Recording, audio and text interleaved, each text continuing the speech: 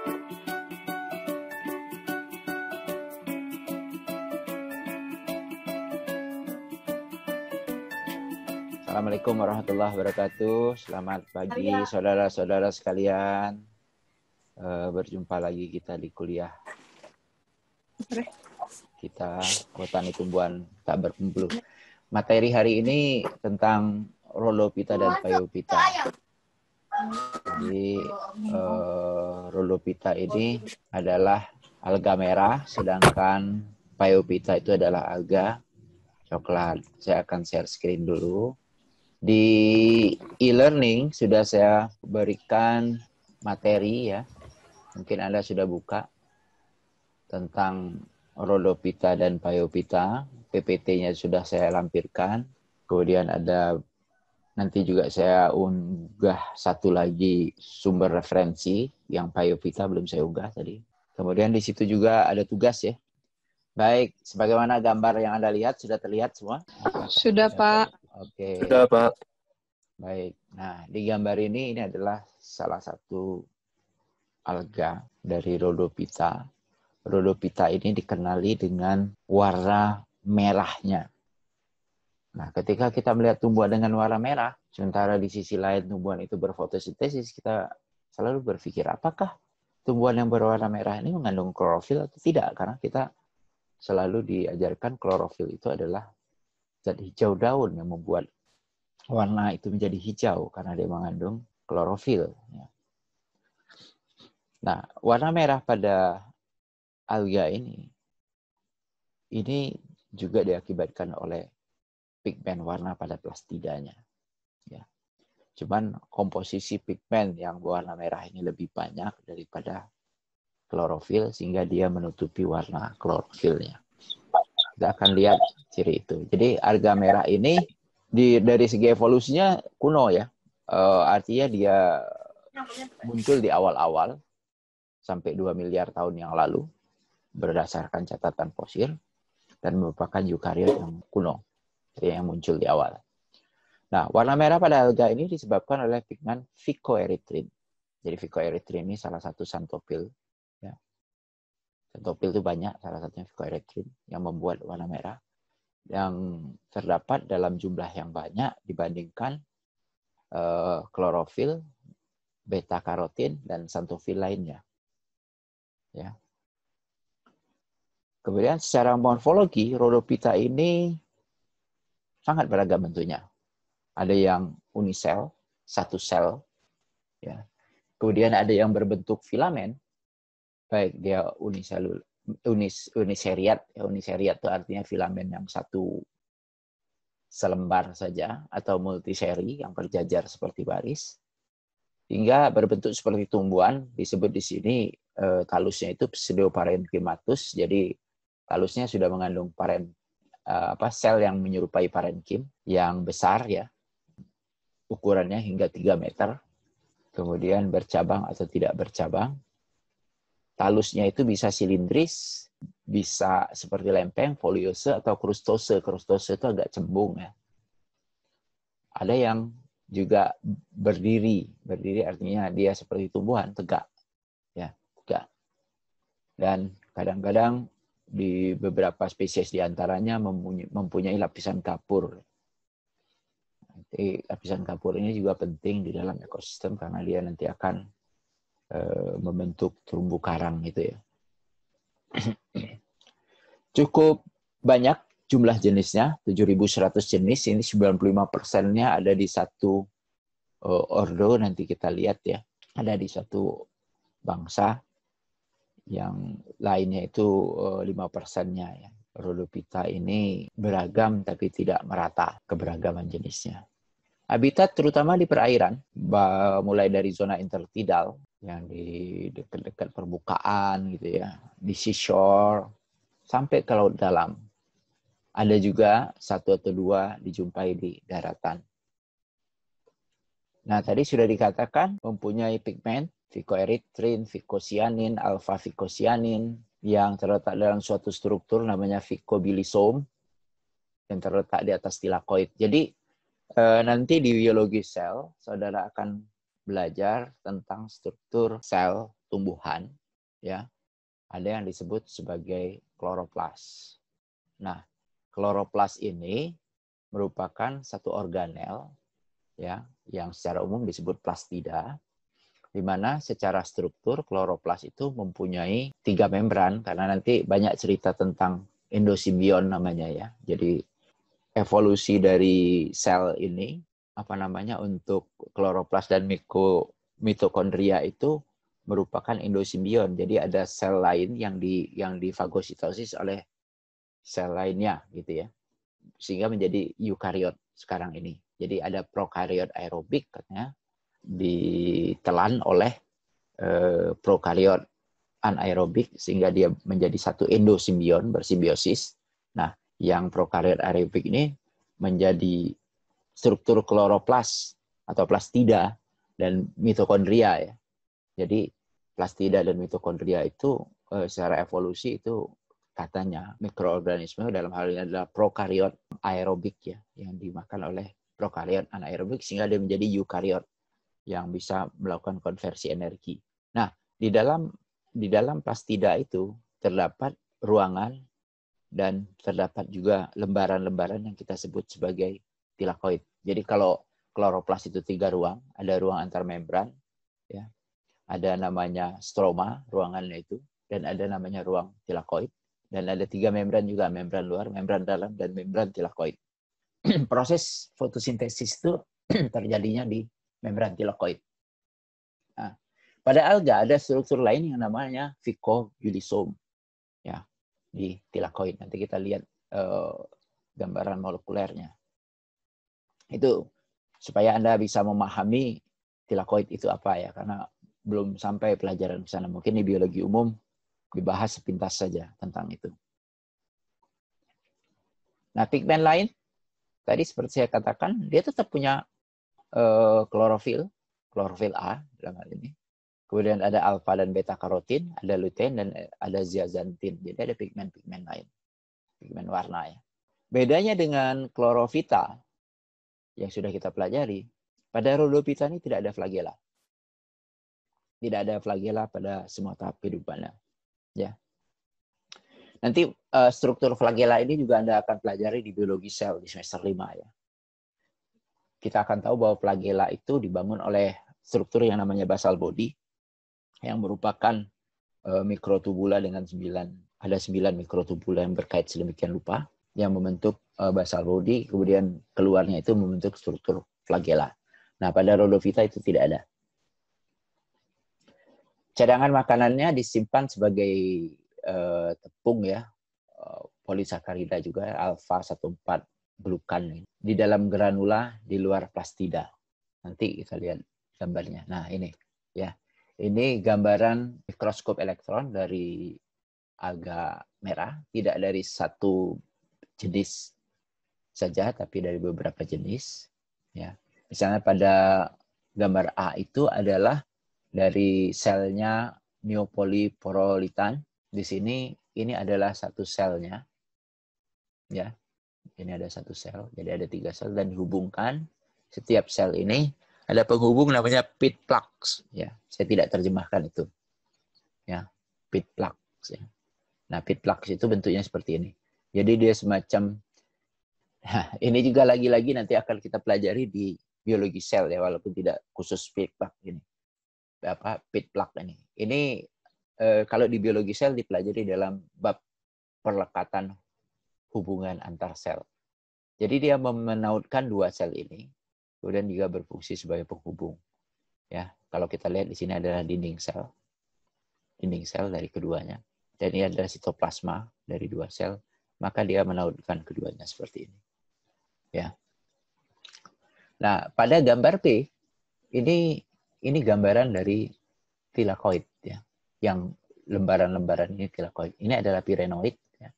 Pirenoid tempat penyimpanan hasil metabolisme juga. Dan picobilisom yang mana? Picobilisom ini adalah yang seperti bintik-bintik. Ya. Seperti bintik-bintik. Nah, yang butir tepungnya ada di sini. Ini plastida, ini kloroplas. Ya, ini juga. Nah, kalau pada Griffithsia ini ada satu tilakoid yang mengelilingi tilakoid yang lain, gitu ya. Jadi kalau kita lihat ini ada satu tilakoid ini satu tilakoid ini. Kemudian ini ada jajaran tilakoid yang lainnya. Dan bintik-bintik di atas tilakoid inilah yang disebut picobilisom. Ya, kalau kita lihat tadi di penjelasan tadi, mana tadi? Nah ini, ya, plastida ini terletak dalam struktur picobilisom yang terletak di atas tilakoid. Jadi seperti ini. Di sini pigmen-pigmen warna itu terdapat. Kemudian gambar ini menunjukkan bagaimana badan Golgi dan mitokondria tersusun ya sedemikian rupa, dan ini menjadi khas ya. Nanti kalau Anda belajar biologi sel pada struktur-struktur eukariot tingkat tinggi, jadi ada yang disebut sebagai orientasi badan Golgi ya. Di mana Golgi itu nanti akan terdapat setelah retikulum endoplasma, kemudian dia menghadapnya ke membran sel. Orientasinya menghadap ke membran sel. Jadi kalau kita bisa buat urutan di sel itu, inti sel, kemudian retikulum endoplasma, baru kemudian badan Golgi, baru kemudian membran. Jadi ada semacam orientasi seperti itu. Nah, pada alga, badan Golgi ini terdapat di depan mitokondria. Ini mitokondrianya. Ya, ini mitokondrianya. Dan ini menjadi khas terutama pada Rhodophyta yang dari kelas Florideophyta. Kemudian ini menunjukkan ada struktur mikrofilamen dan mikrotubula. Jadi ada sitoskeletonnya ya dari red algae. Oke, jadi sebagai suatu sel dia cukup lengkap karena merupakan sel eukariotik. Nah, kemudian kita lanjut reproduksi alga. Nah, ada sesuatu yang khas juga pada reproduksi alga merah ini. Kalau kita kenal pada beberapa jenis atau kelompok makhluk hidup, hanya ada 2 tahap reproduksi. Katakanlah kalau kita nanti bicara tentang lumut maupun paku misalnya, ada fase di mana disebut gametofit dan ada fase sporofit. Ya. Nah, pada Rhodophyta, alga merah, dia ada 3 fase dalam pergiliran keturunannya ini. Ada yang disebut triphasic life history, atau life history yang 3 fase. Ini merupakan pergiliran keturunan yang terdiri dari 3 fase, yaitu ada fase gametofit, di mana gametofit ini haploid atau N. Biasanya kalau dia haploid ini kan mengandung gamet, ya. Dan ada fase disebut karposporofit yang diploid, dan fase ketiga adalah tetrasporofit. Nah, nanti tetrasporofit ini menghasilkan 4 spora dengan pembelahan meiosis. Jadi kalau kita lihat di gambar ini, gametofit dari Rhodophyta itu akan menghasilkan 2 macam gamet. Yang gamet jantan itu disebut spermatium, dan yang betina disebut carpogonium. Kemudian terjadi peleburan, keduanya membentuk apa yang disebut tahap tumbuhan, katakanlah dalam tanda kutip tumbuhan dewasanya, dan ini akan membentuk karposporofit namanya tahapan ini. Kemudian karposporofit akan menghasilkan karpospora. Ya. Nah, karpospora ini tahap 2N. Kemudian karpospora berkembang akan menghasilkan tetrasporofit yang kemudian akan menghasilkan tetraspora. Atau 4 spora, dan tetraspora inilah yang akan berkembang menjadi gametofit. Nah, beda pada yang satunya, ya, ini pada pergiliran keturunan yang B ini hanya 2 fase. Ya. Gametofitnya menghasilkan spermatomialsaurus dan carpogonium, kemudian langsung menghasilkan tetrasporoblas, ya. dan tetrasporoblast ini akan langsung menghasilkan tetraspora. Ya.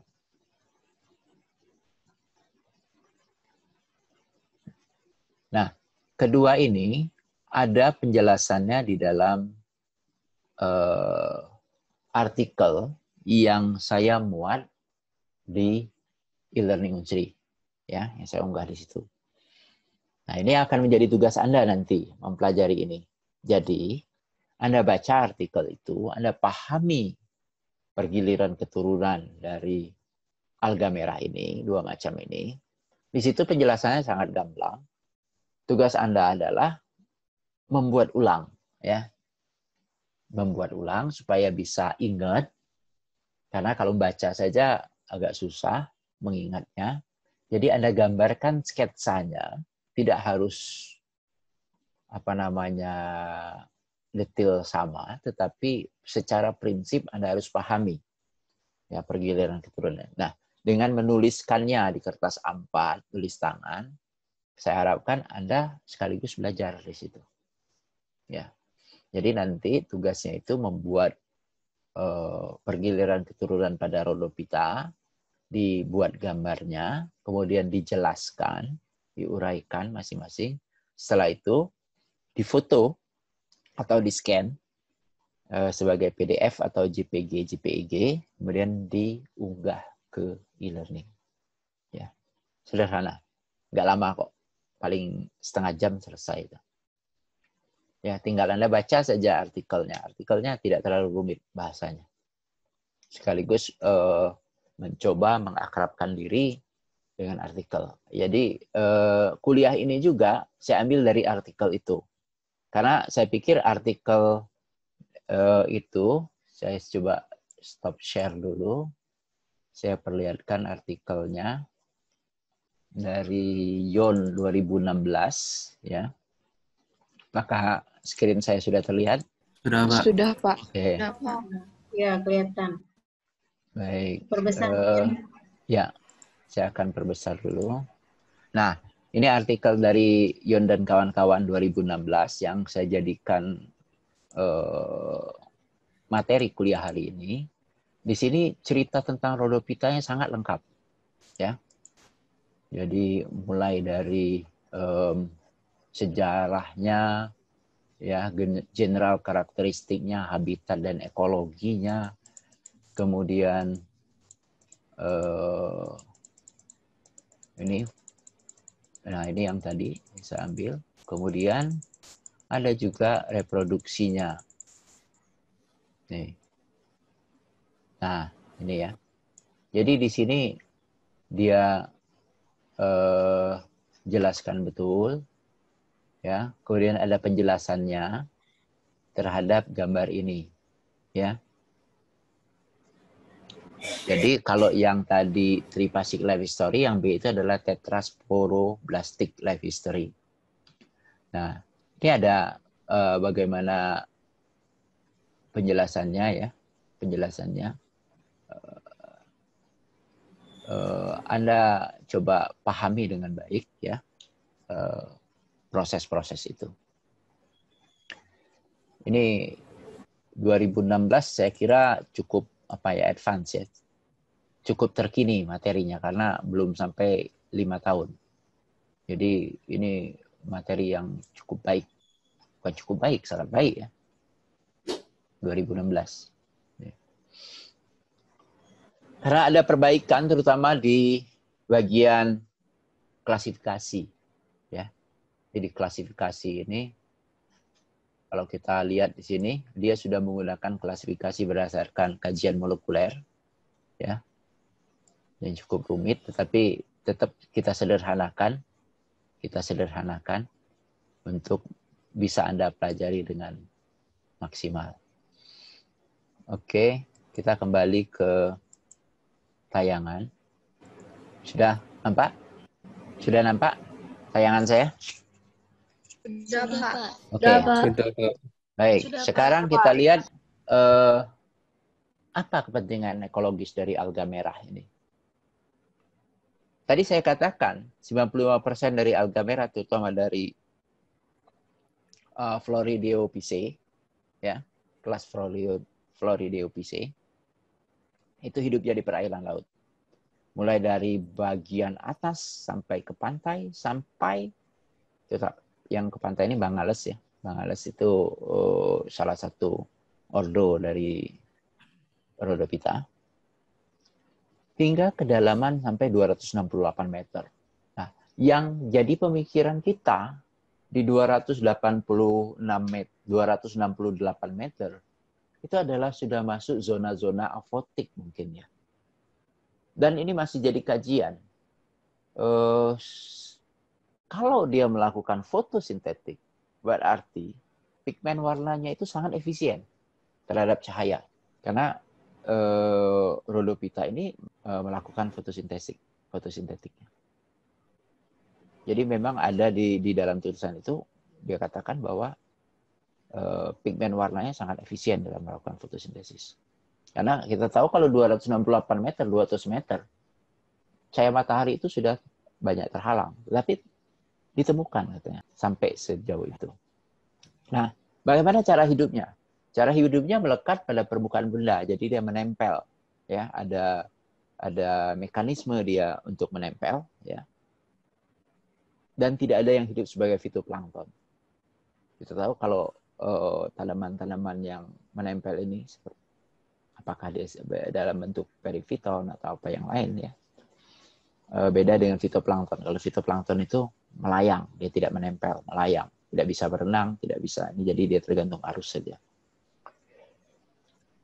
Nah, kadang di bawah air ini membentuk hutan kelp. Kelp forest ini sebenarnya bukan Rhodophyta juga ya. Nanti ada juga anggotanya dari Phaeophyta. Jadi kadang-kadang orang awam menyebut vegetasi di bawah air ini ya dalam satu terminologi yang sama aja. Sebagaimana kita menyebut misalnya rumput laut. Padahal nanti kalau kita pelajari yang namanya rumput laut itu ada yang Rhodophyta, ada yang Phaeophyta, bahkan ada yang Chlorophyta. Ya, cuman ya terminologi ininya sebagai rumput laut atau seaweed. Nah, karena dia sangat besar, kelp forest ini, jadi seperti betul-betul seperti hutan. Bahkan katanya panjangnya itu sampai 70 meter gitu ya. Ada yang 30-an. Ya bayangkan seperti pohon saja kan berarti. Nah, di sanalah banyak terdapat kehidupan berbagai organisme laut. Gitu. Jadi dia membentuk ekosistem tersendiri di bawah laut itu. Ada juga yang hidup di estuaria, ada juga yang di air tawar, contohnya Batracho spermales. Di ekosistem pantai, selain sebagai habitat bagi makhluk hidup lainnya, juga ternyata Rhodophyta ini menjadi penyusun terumbu karang, terutama untuk kelompok alga-alga yang berkapur. Jadi koral itu kan karang, Corallinales, Apalidiales, dan Sporolithales. Terumbu karang juga disusun oleh Rhodophyta. Nah, ada juga yang tercatat sebagai parasit bagi tumbuhan inangnya. Manfaat secara ekonomis. Secara ekonomis, alga merah itu sangat akrab dengan kehidupan kita, terutama sebagai makanan. Karena dia mengandung polisakarida yang khas. Pada beberapa spesies seperti Gracilaria, Euchema, Gelidium, Agardiella itu dibuat agar-agar. Baik puding agar-agar, yang paling terkenal itu agar-agar swallow ya, kalau dari dulu. Nah, cuman kita harus lihat dulu swallow ini bahan penyusunnya ya. Bahan penyusunnya itu dilihat dulu ininya, apakah dia satu jenis atau berapa jenis. Kemudian juga selain untuk agar-agar yang dimakan, dia juga untuk medium agar. Kalau Anda praktek mikrobiologi nanti, menumbuhkan bakteri, dan juga saya menumbuhkan alga dari Cyanophyta dan Chlorophyta, itu saya pakai medium agar ini. Ya. Selain itu juga pembuat agarosa, gel agarosa yang digunakan untuk elektroforesis gel. Jadi kalau Anda nanti mendalami mikrobiologi, biologi molekuler, misalnya men-sequence DNA dan segala macam, Maka salah satu langkahnya itu adalah elektroforesis dan menggunakan agarosa yang didapatkan dari Rhodophyta ini. Nah, Anda pasti kenal nori, ya, dan pernah makan nori. Nori juga dari Rhodophyta. Nori yang lembaran banyak dijual di supermarket, dan nori juga digunakan sebagai pembungkus apa ini? Sushi ya, sushi. Bukan sushi Pujiastuti, tapi sushi.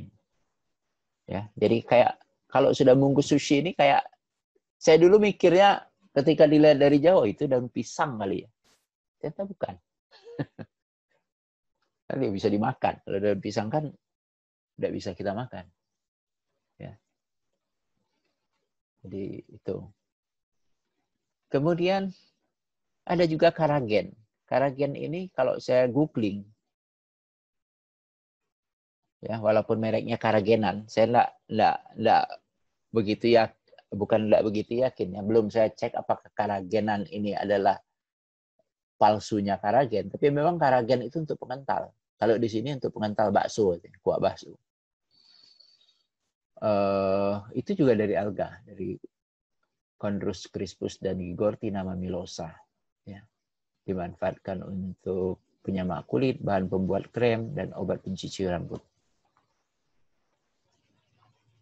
Itu manfaat secara ekonomis. Dan banyak lagi masih manfaatnya. Nah, kalau kita lihat dari, kalau masuk ke klasifikasi, yang kita bicarakan ini ada di sini. Ya, Rhodophyta. Jadi kalau kemarin kita bicara tentang Chlorophyta itu di sini, maka kita agak geser dikit ke sini. Rhodophyta masih satu garis keturunan dengan Chlorophyta dan land plant yang disebut Archaeplastida. Ya. Nah, nanti kalau kita bicara Phaeophyta udah beda lagi.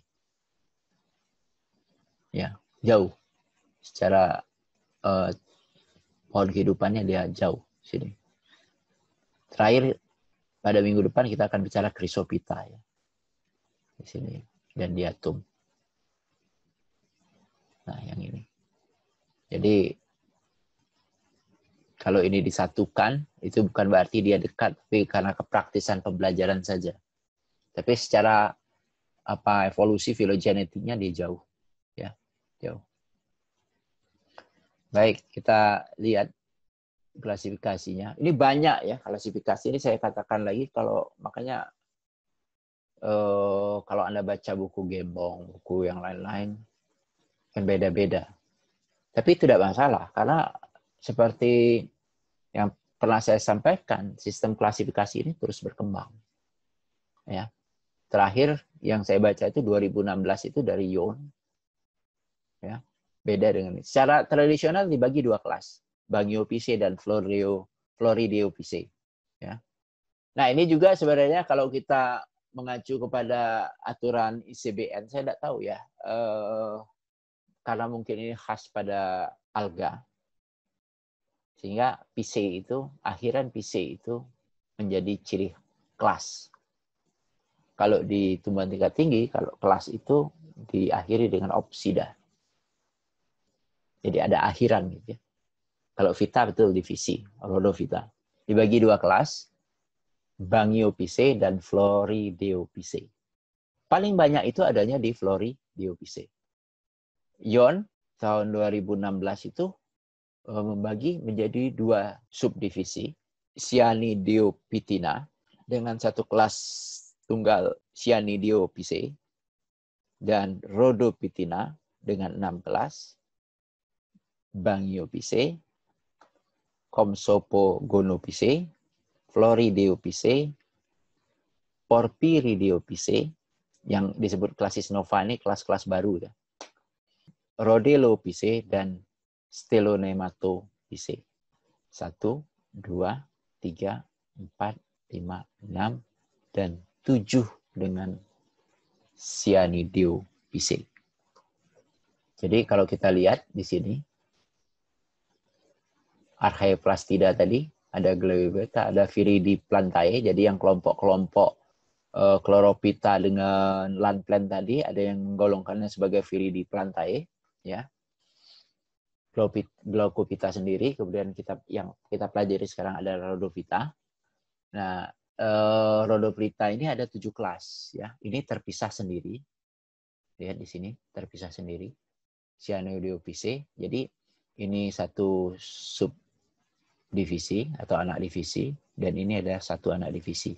Jadi kalau kita lihat jelas pengelompokannya ya dari sini ke sini. Nih. Ini satu kelompok. Sementara yang ini kelompok sendiri. Jadi ada 2 divisi, 2 subdivisi. Ya. Nah, yang paling banyak kalau lihat di sini adalah jumlah jenisnya, perkiraan jumlah jenisnya adalah Florideophyceae, termasuk yang membentuk terumbu karang ini ya di sini. Jadi karena dia paling banyak, ini yang kita coba berikan contoh-contohnya lebih banyak. Jadi ada subkelas-subkelas di situ. Ada ini tadi Hildenbrandiopiscidae, Nemaliopiscidae, Corallinophiscidae, Anfelthiophiscidae, dan Rhodymeniphisidae. Dan beberapa ordo, ini hanya sampai ordo saya berikan ya. Kalau kita lihat di sini, Gelidium itu ada di sini. Gelidium adalah pembuat agar-agar. Ya. Baik, ini beberapa contoh. Cyanidophyceae yang A, kemudian Rhodosaurus marinus B, C itu adalah Porphyridium aeruginium. Kemudian D itu Boldia, E itu Rhodochyta, kemudian F itu Stylonema, dan G ini adalah Smithora, kemudian Dione dan Pyropia. Ya, Pyropia. Yang banyak dituliskan di buku-buku saudara Florideophyceae. Contohnya adalah yang E itu adalah Gelidium, itu terkenal sekali. Baik, saya kira itu ya. Saya hanya memberikan contoh-contoh jenis saja dari Rhodophyceae ini karena memang kita harus ke laut untuk tahu ini. Mudah-mudahan kita punya kesempatan untuk kuliah lapangan dan mengenal alga ini ketika kita main ke laut gitu ya. Karena harus mengambil sampelnya di laut. Baik, sampai di sini dulu sebelum kita lanjutkan ke Pepita, ada yang ditanyakan? Saya, Pak. Iya, silakan Ibu. Silakan. Jadi saya ingin bertanya, Pak, untuk kan Rhodophyta tadi kan lebih banyak pigmen dan warna merah daripada klorofilnya, Pak ya. Nah, jadi yang saya ingin tanyakan itu bagaimana proses fotosintesisnya, Pak? Terus letaknya di mana bagian fotosintesisnya itu, Pak? Pasti, Pak. Siapa yang nanya? Sarah Puspitasari, Pak. Farah. Oke. Sarah. Jadi pertanyaannya adalah tentang Proses coba diulangi. fotosintesis, Pak. Proses fotosintesis karena dia merah tadi ya. Karena dia merah. Jadi kalau kita lihat di tayangan tadi, proses fotosintesis tetap terjadi di membran tilakoid. Seperti ini. Siapa yang berperan? Pigmen warna, terutama klorofil. Jadi nanti di dalam tilakoid membran itu ada namanya alat dalam tanda kutip ya. Kita sebut sebagai fotosistem. Fotosistem itu penangkap energi cahaya matahari. Jadi bayangkan seperti antena parabola yang tengahnya itu ada pusat reaksi. Jadi saya suka membayangkan fotosistem itu kalau seperti wajan atau parabola, di mana di tengahnya itu ada alat lagi yang namanya pusat reaksi. Jadi fotosistem itu ada dua bagian.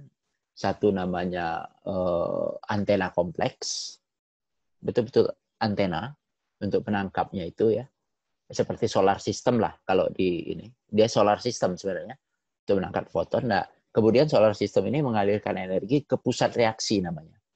Di pusat reaksi ini terdapat pigmen yang namanya klorofil. Kalau di tumbuhan tingkat tinggi A dan B. Nah, disitulah terjadi awal mula proses fotosintesis. Ya. Karena di membran tilakoid ini dia punya beberapa kompleks protein, ya, di mana biasanya fotosintesis itu kan dimulai dari proses pemecahan air, water splitting. Ya. H2O itu akan dipecah menjadi H+, plus emin, dan O2. Ya. Sehingga hasil dari fotosintesis itu adalah oksigen. Nah, elektron ini akan ditransfer melalui proses transfer elektron. Proton akan dipompakan ke membran tilakoid, kemudian aliran balik dari proton ini akibat perbedaan gradien akan mengaktifkan ATP.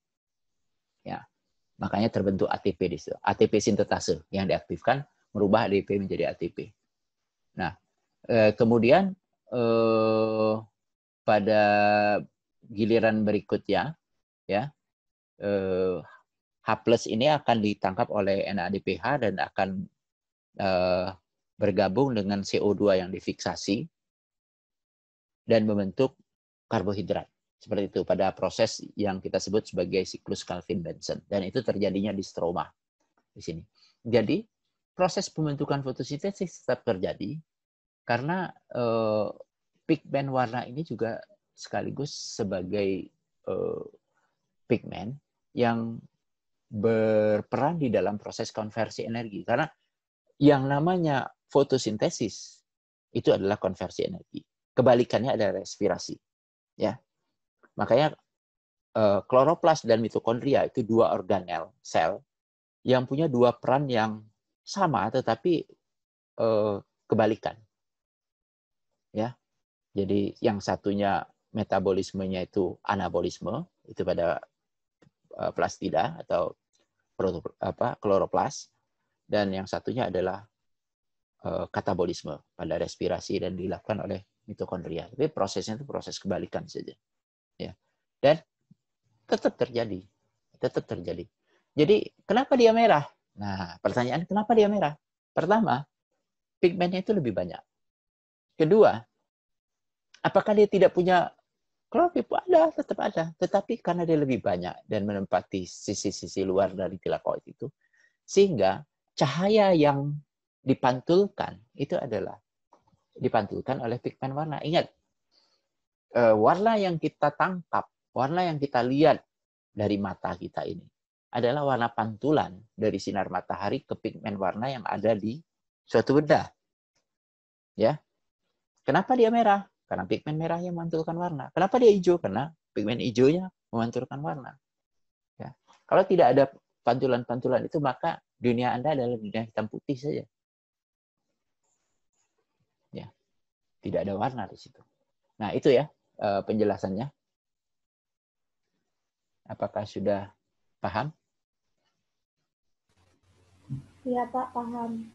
Terima kasih Pak. Ya, ada yang lain?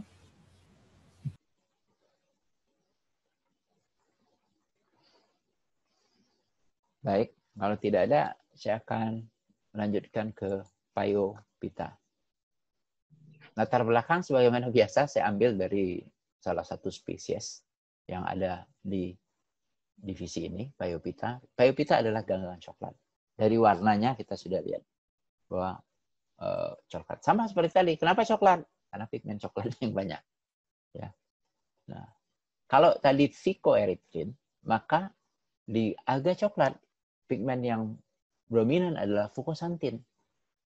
Ada klorofil, ada tetap klorofil adensi, beta karotin dan xanthofil lainnya.